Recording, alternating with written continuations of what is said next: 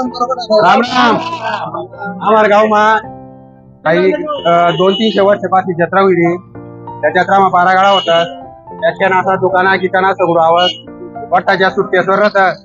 त्या जॉबवाला कोणी 10वी सुट्ट्यात नाही, कोणी कॉलेज पेपर झाले दोन्ही मारी घ्यायच्यात, कोणी हा हा मारी नाही जातात आणि बारा गाळा राहतात.